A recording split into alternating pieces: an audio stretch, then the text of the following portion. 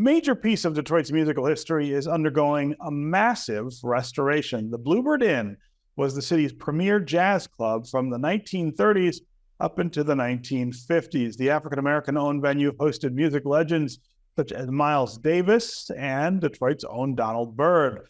Now the long-abandoned club is owned by the nonprofit Detroit Sound Conservancy, which is rehabbing the historic building. American Black Journal contributor Cecilia Sharp of 90.9 WRCJ was there for the groundbreaking celebration.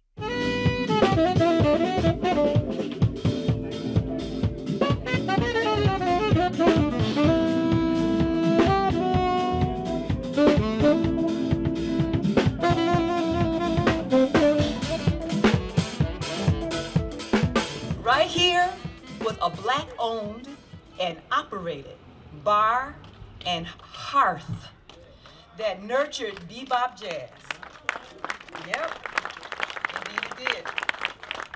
And no matter which way you cut it, Bluebird Inn was magic. Its significance to Black history and culture is both sonic and social. So we are here to commemorate starting this Bluebird Inn rehabilitation work. We preserve, we celebrate, and advocate for Detroit music and our incredible history. And when we say we are actually Detroit Sound Conservancy, I include all of you. You are all part of the Conservancy because it's nothing but community putting its minds together to solve a problem. What has been the process of acquiring the Bluebird Inn and just beginning the process of restoring the venue? We were able to purchase the Bluebird. And at that point, we just fundraised to make sure it wasn't demolished on a demolition list.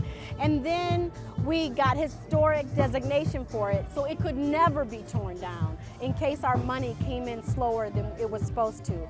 And now we are rejoicing and we are so happy that we have enough to open it in 2024.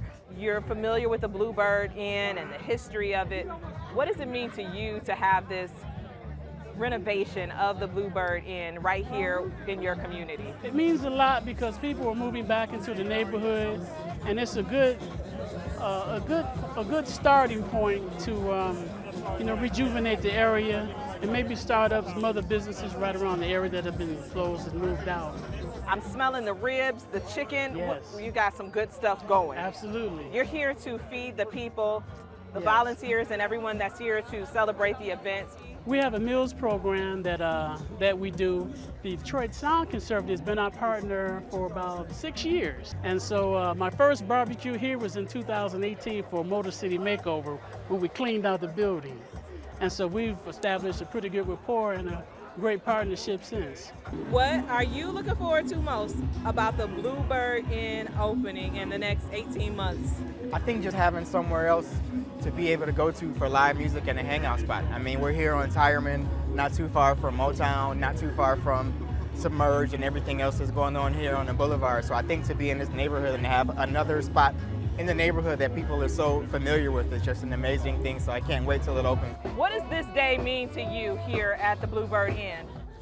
This day is really a culmination, Cecilia, of just many years of love for this particular place. I remember the first time I came here, I actually snuck out with a girlfriend of mine when I was about 15. We were actually too young to drive, but we used to drive anyway. You were still driving? Yeah, so when our parents went to bed, I went over to her house and she said, "We're gonna sneak out tonight. Where should we go?" I said, "Let's go to this jazz club over here called the Bluebird." Over time, I had a chance to actually work here when they did a reopening here in the 90s. And then just to be able to have my youngest son be a drummer and to be here for another opening of this place, it's just, everything comes full circle.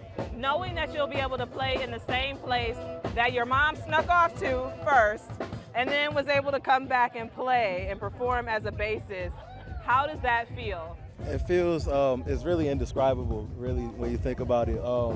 Knowing us, as well as my mother, so many of my mentors have graced this stage as well, be it Roy Brooks, George Davidson, my hero Elvin Jones. You know, being a part of this groundbreaking is immaculate to me.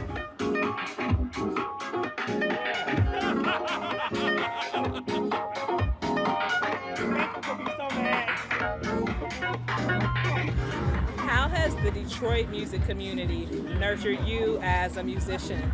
I think there's this spirit of mentorship that isn't talked about enough. There are so many people that care about Detroit's history and legacy. You have to bring up that next generation to be able to show them the importance of where music came from so that they understand where music is going.